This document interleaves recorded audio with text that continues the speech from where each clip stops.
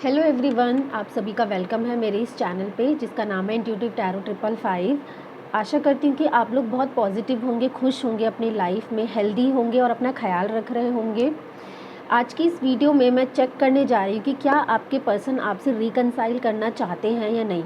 क्या वो चाहते हैं कि आप दोनों का रिकन्सिलेशन हो? क्या वो आपके साथ दोबारा से उस रिश्ते में आगे बढ़ने के लिए रेडी हैं या नहीं? ठीक है, ध्यान रहे ये कलेक्टिव रीडिंग है, ज़रूरी नहीं हर किसी के साथ रेजोनेट हो, उसके लिए आप पर्सनल रीडिंग ले सकते हो। एंड येस, ये जेंडर स्पेसिफिक भी नहीं है, थी था कुछ भी मत देखना। मैं लड़की हूँ तो मैं था करके ही बोलूँगी ज़्यादातर। ठीक है, मेल फीमेल कोई भी देख सकते हैं, रिलीजन के बेस पर भी नहीं है, मुस्लिम, हिंदू, सिख, क्रिश्चियन कोई भी देख सकता है। मेरे इस चैनल पे बिल्कुल भी रिलीजन के बेस पे कोई रीडिंग नहीं होती, ये सबके लिए है। आप किसी भी रिलीजन से हो, आप ये वीडियो देख सकते हो। और ठीक है, चलो अब स्टार्ट करते हैं। उससे पहले मैं करूँगी एनर्जी क्लेंजिंग। जैसे कि आपको पता है, आपको आंखें बंद करनी है, अपने पार्टनर के बारे में अच्छी बातें सोचनी है, कोई नेगेटिविटी नहीं, सिर्फ अच्छे पल। अगर कोई अच्छा पल नहीं याद आ रहा है तो खुद से आप कोई स्टोरी क्रिएट कर सकते हो फ्यूचर के लिए, लेकिन फील करना है कि वो प्रेजेंट में अभी आपके साथ वो चीज़ हो रही है, क्योंकि हम अभी मेडिटेशन करेंगे और अभी एनर्जी क्लेंजिंग करेंगे। So ready?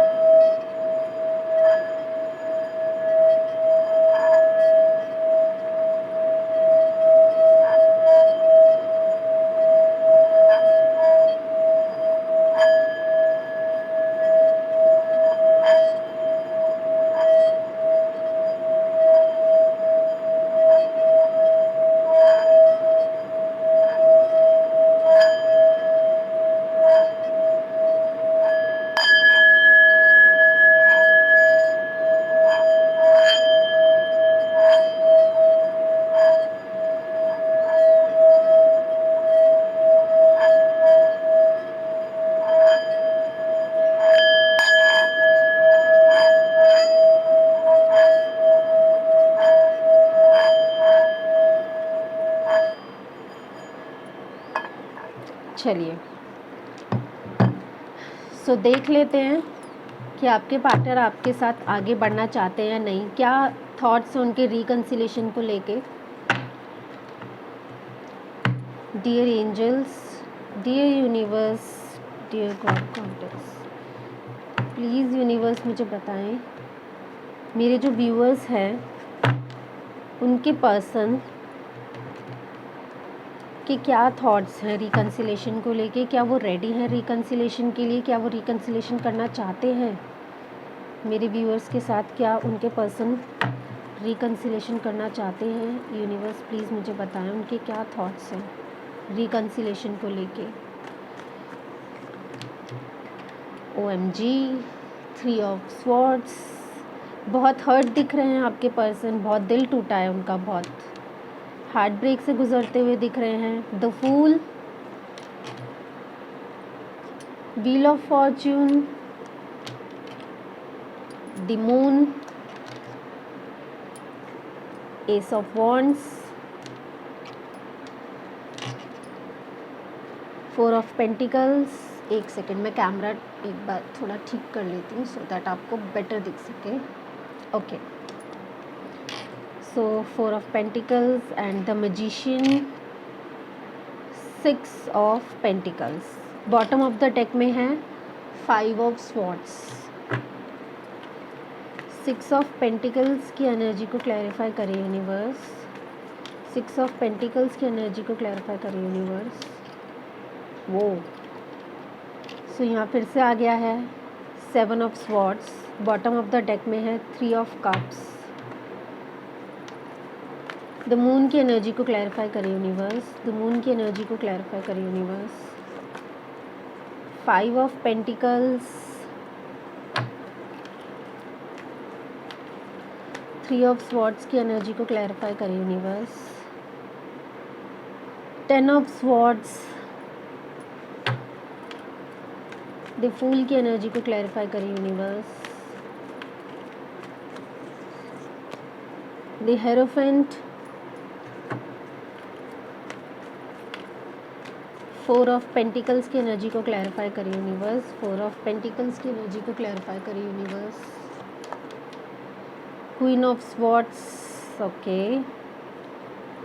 मैजिशियन की एनर्जी को क्लैरिफाई करिए यूनिवर्स। मैजिशियन की एनर्जी को क्लैरिफाई करिए यूनिवर्स। थोड़ा मैं क्लैरिफाई निकालूंगी ज़रूर, ताकि मैं आपको एकदम डिटेल बता सकूं।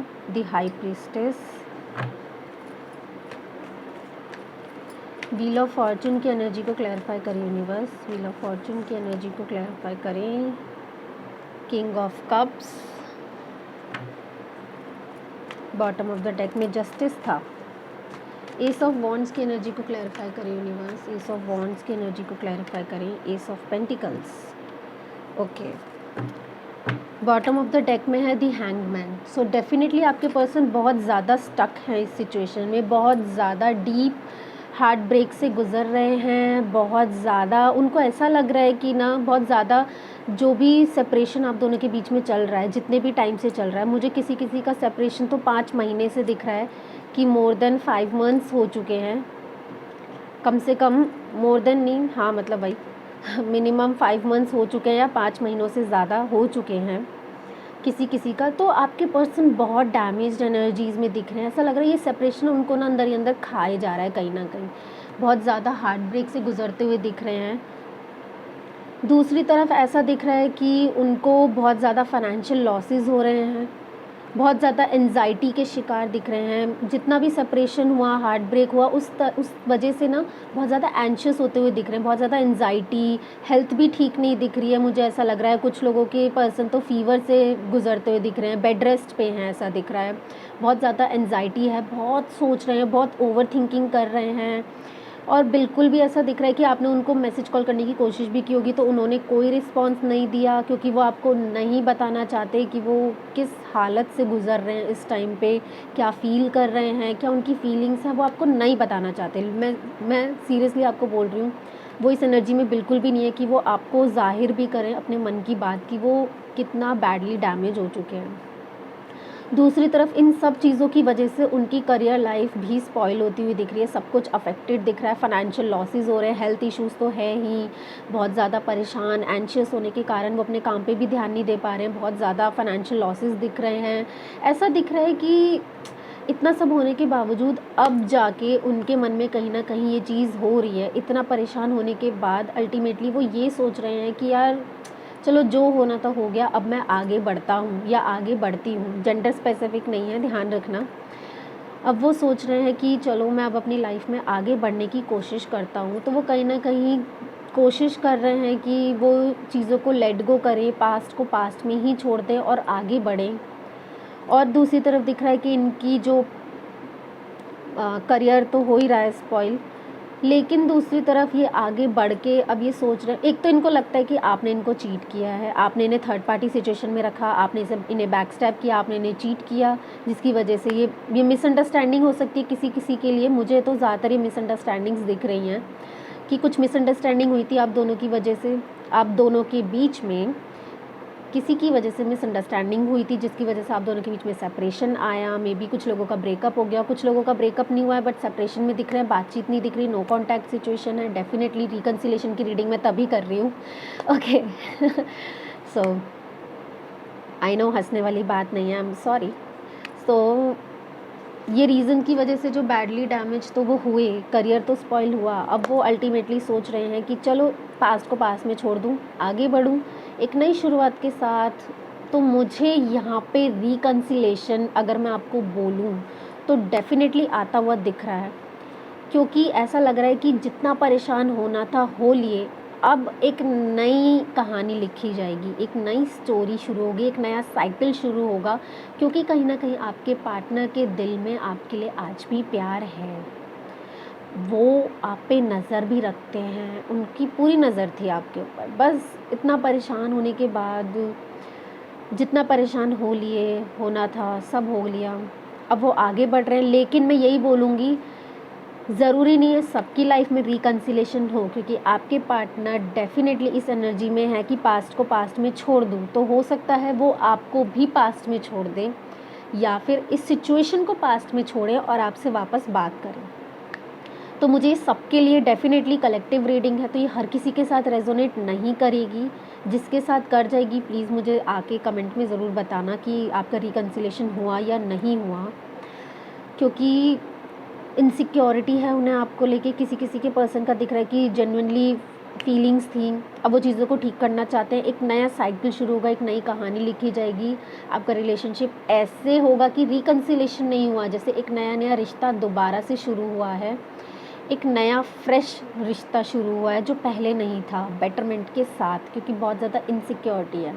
अब वो अपने काम में भी नई शुरुआत करना चाहते हैं, क्योंकि अब वो नहीं चाहते कि उनका करियर और ख़राब हो, उनकी लव लाइफ, उनकी हेल्थ, उनकी मेंटल हेल्थ, फिज़िकल हेल्थ, सब कुछ, इतना सब कुछ स्पॉइल हो, वो बिल्कुल नहीं चाहते हैं। तो कुछ लोगों की लाइफ में मुझे दिख रहा है कि उनके पार्टनर वापस आते हुए दिख रहे हैं, और ये 5 वीक्स के अंदर ही दिख रहा है। 5 to 6 वीक्स की एनर्जीज़ मुझे दिख रही हैं। 5 से 6 हफ्तों के अंदर काफ़ी लोगों का यहाँ पे रिकन्सिलिएशन होता हुआ दिख रहा है, और काफ़ी लोगों के पर्सन उनसे भी मूव ऑन कर जाएंगे, क्योंकि वो पास्ट को पास्ट में छोड़ देंगे। हो सकता है वो आपको भी पास्ट में ही छोड़ दें और आगे बढ़ जाएं। ठीक है, मोस्ट प्रॉबेबली मुझे लग रहा है कि ये जो फुल मून अभी आ रहा है, जिसे हम फ्लावर मून भी कहते हैं, ठीक है, कुछ लोगों का तो इस फुल मून पर ही मुझे रिकन्सिलिएशन होता हुआ दिख रहा है। मैक्सिमम से मैक्सिमम ये 5 to 6 वीक्स तक जाता हुआ दिख रहा है रिकन्सिलिएशन। तो जिस किसी का हो जाए मुझे बताना ज़रूर। ऑल द बेस्ट आप सभी को। बाकी अगर देखो, रिकन्सिलिएशन तो आ ही रहा है, जिस लोगों के लिए आ रहा है। डिसीज़न आगे आपका है कि क्या आप रिकन्सिलिएशन चाहते हो करना, तो वो डिसीज़न सिर्फ आपका रहेगा, उसके लिए मैं डेफिनेटली कुछ नहीं बोलूँगी। सो आई विश मैक्सिमम लोगों के लिए रिकन्सिलिएशन आ जाए। जिसके लिए आए मुझे बताना ज़रूर। इस वीडियो को मैं अभी यहीं पे एंड कर रही हूँ।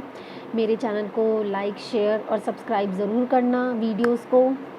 एंड थैंक यू इतना सारा प्यार देने के लिए। एंड प्यारा सा लाइक तो बना ही देना, बना मत देना, प्यारा सा लाइक तो कर ही देना यार, इतनी प्यारी रीडिंग के लिए। आई होप आपको रिकन्सिलिएशन ज़रूर मिले। Bye bye.